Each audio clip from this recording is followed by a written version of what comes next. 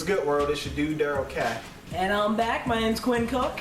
You already know the routine. Episode 7. Y'all should know our pretty beautiful faces by now.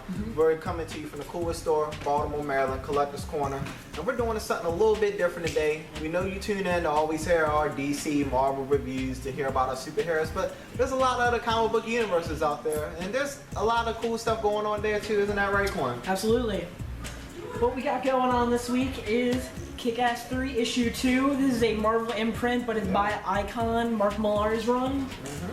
And we have Kieran Gillian's Uber from Avatar Press. What do you got for us? Oh my god. Woo. Yeah, man. You know, I was just starting to have random thoughts about stuff I grew up on, you know, stuff I know I watched as a kid and movies I watched recently. And I said, you know, I want to see what Hellboy's up to. Okay. So I was like, Hellboy in hell. We're definitely going to find out what Hellboy's doing in hell. And then I also thought about it too. I said, you know, I wonder if Godzilla was still beating up monsters, you know, still doing what he's been doing for a long time. And I picked up Godzilla and look at him on the cover, beating up monsters still. So, you know, we're going to check out Godzilla. But we'll start with you first, one. Alright, guys. Uber number 4 by Kieran Gillian. This book has been absolutely fantastic. Can you say Nazi super soldiers? Yeah, man. This book has had a lot of controversy, and let me tell you, among the controversy, I absolutely love this book. It was recommended to me by just a fellow comic book reader. It's basically the Germans in World War II, at the end of the war, get a hold of pretty much a super soldier serum in the form of like pretty much heroin. And it's pretty raw. yeah, but this book has been fantastic. I'm also a really big fan of blood and gore, and Avatar Press brings that to you. Oh yeah. I would give this book a 4 out of 5. Yeah, man, a lot of controversy. The artist on that book is black, right? Yeah, he is. Yeah. Yes, and actually, the dude doing it, Kieran Gillian, is British. Yeah. So, See, the more you know, guys. The more you know. And of course, from the Icon imprint, we have Kick-Ass 3, number 2. This is in a 7-part series. This is ending all things Kick-Ass. I'm really disappointed this book is ending because this book has been awesome. It looks awesome. It Just really from the is. cover. Look at that cover. Yeah, absolutely. If you guys can't see that, there you go. Yeah, man. Basically, this book this week has been in the eyes of Chris Genovese, also known as Red Mist or the MFer. It's in the role of his mom speaking to us, and she talks about a year later after everything went down in Kick-Ass 2. Oh yeah. She's been ridiculed. People come up to her in the street, spit on her face. You know, saying like, "How dare you? Can you believe your son killed mine?" kind of thing. And so she has a breakdown, and she wants to kill her son in order to end the Genovese line. Yeah. But his uncle comes back in this, and that's the dude on the cover. Yeah. And he is looking to take care of the mom for his son while he is in the hospital. This book has been fantastic. Every Kick-Ass issue, 5 out of 5. Fantastic. And somebody's supposed to die really soon, huh? Yeah, major character's supposed to die. Yeah, man. I'm really kind of wondering who that is. We'll see. Alright, so what do you got for us? Oh my god, like I said, Hellboy in hell. Guys, first of all, let's say that this is Dark Horse Comics. Dark Horse is also where you get your Star Wars comics from. Also Abe Sapien, another person in the Hellboy universe. EPRD. EPRD, yeah, another good comic. Yeah, you get a lot of good comics out the Dark Horse universe. Go check them out. Today I'm focusing on Hellboy. Now everybody's seen the good old Hellboy movie, Ron Perlman. Good movies. I wish they finished that trilogy really soon. They really need to finish that trilogy. One of the most underrated trilogies, I think, actually, that has come out recently. Basically, Hellboy is hell, just Hellboy back in hell. And for y'all guys that don't know, is that Hellboy has brothers, and his brothers are a little bit jealous that he has the arm, the big arm that's the key, and they wasn't chosen because they don't understand why they wasn't chosen, because it's already been said by their uncle and father that they were all stronger than Hellboy. So basically, just kind of a family thing in this book. You get to see Hellboy scrap with his brothers. Really good ending twist, really good ending twist with the family at the end of the book. I definitely recommend this if you love Hellboy. Even though it's not issue 1, you can just pick it up and still get right into it. I definitely give this 4 out of 5. Check out Hellboy in Hell. Fantastic. Yeah, man. But before I get into the next one, I want to see if I remember the theme song from a kid. Up from the depths, 30 stories high, scream high. He's standing in the sky. Godzilla, Godzilla, Godzilla. Yeah, man. Godzilla, man. Yep. That's just what I read. Oh my God, Godzilla's still doing the same thing he does best. Kicking butt and taking names. Gotta love this guy. Always monsters are playing stuff. Oh my God. Yeah.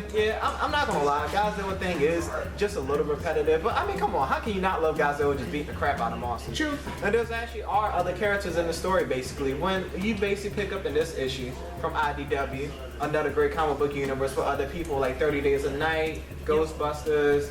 G.I. Joe, Transformers, Ninja Turtles, things like that. Is supposed to check up IDW universe. But back to Godzilla. As you see, he's fighting. I never can say this monster's name. Medusa Garvia or yeah, something like that. yeah, something like Some kind that. of weird Japanese monster. Excuse me for the name, guys. I've never been good with Godzilla enemy names, but basically he's fighting the monsters the last round, and it comes down to a couple of humans that are with the military helping out Godzilla to try to defeat the monster. And the question is on every page, will what Godzilla doing work? Will what the humans are doing will work?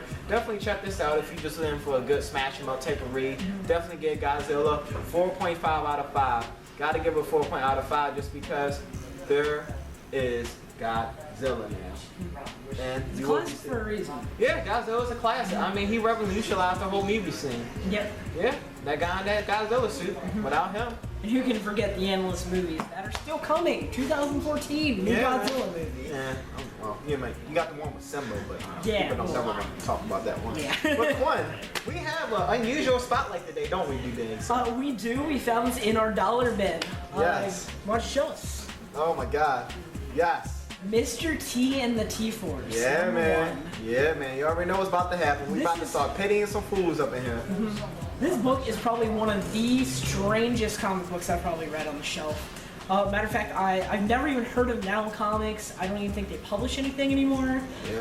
This book is really weird. It's Mr. T as a crime fighter per se. He's got a gun that's just like a radar kind of Yeah. thing, It's kind of weird. and it's kind of weird. I can tell you, there's this one scene in here I can't even. I think you want to pass it. Yeah, I just can't even like begin to talk about it. I mean, it's just crap babies, guys. Just. Yeah. I mean, look at that tear in Mr. T's eyes. I Come mean, on. look at that. Look at that tear. I mean, that little emo tear, in Mr. Yeah. T. Mr. T's crying, yeah. You know it's real, but Mr. T's crying, yeah. And it's cool. I actually do have the free trading card that comes in this. It's a big old foil thing, kind of like the original Pokemon Yeah, cards, with the Mr. T bling on him. This book is really fun. If you're just looking for a good laugh, this book's the man. So what we giving this? Book-wise, I would give it a 3.5, but it's Mr. T. I don't know, It's always gotta be a I kind of pity that rating, fool. I'm going to give this book 5 out of 5. It's Alright. Mr. T. How can you disrespect him like that? 18. They should have never remade it. Yeah. All right, guys. That's our comic book review. Check out Jacob next with your movie review.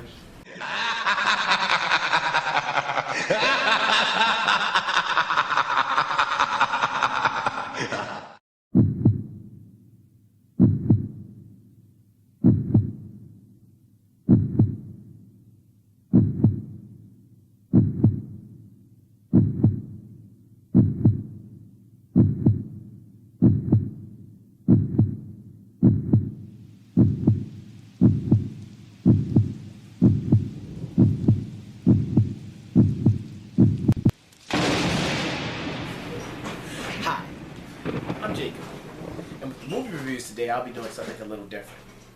The top 5 movies that visually or plot-wise effed you up in the head.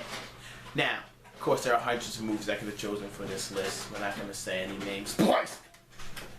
976 Evil. But I picked my top 5. 5 movies that visually and plot-wise just destroyed me in a good way and somewhat of a bad way.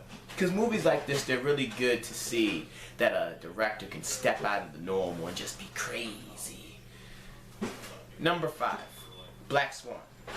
Now, you go into this film thinking, yeah, I know Aronofsky, I know what he's going to produce. Same director of Fight Club, same director as The Wrestler. Of course, you probably should go back and watch Requiem for a Dream. That'll better prepare you for Black Swan. In Black Swan, Natalie Portman is a competing ballet artist, and because she's playing both the White Swan and the Black Swan, she's going freaking crazy.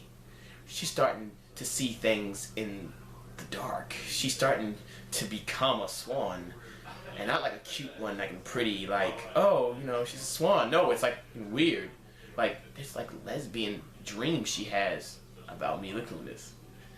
that was how it's saying. She even visually imagines herself killing Mila Kunis, which was actually her stabbing herself.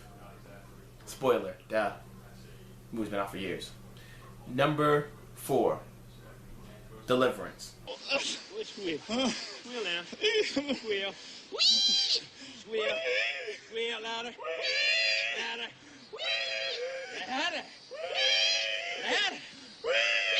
Louder. 3 friends going a camping trip. Anal rape. That's Deliverance. 3. A classic Japanese film called Old Boy. Now in Old Boy, a man gets trapped in a room for 15 years. He doesn't know by who, and he's kept alive in this room. And then one day he gets let out of the room. He has 5 days to figure out why he was trapped in the room in the first place. But being in that room for 15 years has made him violent and mentally unstable. Watching the visuals of this movie and plot-wise makes it a suspense thriller that just keeps you on the edge of your seat. And it's pretty crazy. Also, they got an American remake to it coming out, starring Josh Brolin. Awesome. Directed by Spike Lee. Incredible. I'm looking forward to seeing that. If it sucks, I'll kill a child. 2. Blue Velvet. Now this movie is my number 2 spot because there were things happening in Blue Velvet. The movie begins with him finding an ear. Just so you know. What happened next, in case you haven't seen Blue Velvet, is a movie of transvestites, the most uncomfortable, strangest sex scenes you've ever seen. It'll make you hate the song Blue Velvet. And quite frankly, I think it's a horrible film. A lot of people say it's classic. I think it's terrible. I think it's awful. But it is a very interesting detective film. And visually and plot-wise, it will leave you thinking, why did I watch this? And number 1, the most disturbing visual or plot film I've ever seen. It's called Killer Inside Me, starring Casey Affleck. Casey Affleck is this town's sheriff, but apparently his brother was killed when he was younger by the town's mayor, apparently. So, what he does is go through Jessica Alba. Hey, you know who Jessica Alba is. She's the town's slut. What he does is start messing with her because the mayor's also messing with her. Mess with her, get to the mayor. And then there's a scene where he pummels her to death. Now, I don't know about you, but seeing Sue Richards get beat like that was pretty hard for me. Especially since this movie doesn't play any music in the background and make the scene epic. They just show a man put a glove on and punch this woman. It was like watching Chris Brown on replay 15 times. Then, there's also a scene where he kicks his wife in the stomach to death. She pees herself. Visually, this is a very disturbing film if you're not Ike Turner. So those are my top 5. Under this on YouTube, put some of the movies that you think were visually or plot-wise disturbing. Now, if you'll excuse me, I have to go masturbate. Alright guys, I'm coming to you with your broken superhero of the week. I got my buddy Matt here with me today. Matt is here. Not to think I don't know nothing about my broken superheroes, but we're going to talk about a superhero I don't want to get wrong, and Matt is a pillar of information when it comes to this stuff. We're going to talk about my boy, the one and only, Ozymandias. Now Matt, first of all, we got to put this out there right now. This guy is a human being that can catch bullets. Right. That is broke as crap. How can you catch a bullet Well, you gotta think too, and survive? Darryl. Okay, first of all, as a comic book reader, you know you're supposed to suspend disbelief. Oh yeah. Okay, and yeah, that's all well and good, but to the point of where a person can catch bullets, no, you can only just suspend disbelief for so long. Now let's not get started on how much money this guy's had. This guy is just rich out the butt. Basically, he can kick everybody in the Watchmen's butt. Even makes Dr. Manhattan go cry and make him think about his decisions, which is pretty a lot to say just because basically Dr. Manhattan is a god. Right, but you got to think too. He's based on all the characters are based on the Charlton comic characters. Exactly. And a lot of people forget that. Right, and Ozymandias is based on a character called Peter Cannon Thunderbolt, who, Yeah, man. and even with the resurgence that Dynamite Entertainment has done, you find out they've still kept the heart of the character, who's been basically, he's a con artist. Oh yeah. He pulls off the biggest like illusions in the world, and in Watchmen, that's what Ozymandias did. And Ozzy is so good. First of all, just to go back to the movie, because The Watchmen is actually one of the comic book movies I would say you can use as reference, because it's such a great comic book adaptation. I mean, they took thought bubbles off that movie and everything, but the way Matthew Good portrayed Ozzy in that movie was phenomenal. Yes. He did such a fantastic job. Right. And the one last thing I want to stress on for my broken superhero segment of Ozzy is that, yo, he caught a bullet with his hand, yo. Right. Who does that, yo? You catch bullets with his hands, yo. Right. So guys, remember, anybody that catch a bullet with your hand in your neighborhood is definitely a broken superhero, and that's what Darryl K Says. Hey guys, it's Allie with another indie comic review, and this week I chose The Property by Voodoo Modan. They've also done work as Exit Wounds. This is a fantastic story about a woman named Micah and her grandmother Regina. Regina is a Holocaust survivor who lives in Israel with her granddaughter. They go back to Poland to reclaim a piece of property that had been seized by the Nazis during World War II. And you come to find out that the story isn't about the property they're reclaiming, but there's actually a more prevalent reason why they went back to Poland. And it's a beautiful love story with two generations. It's fantastic. The colors are amazing. The storytelling is fantastic. I actually picked it up and started reading it, and I believed that it was an autobiographical piece, but it turns out it's just fiction, and that's how realistic the writing is. The dialogue is beautiful. I cannot recommend it enough. I give it a 5 out of 5.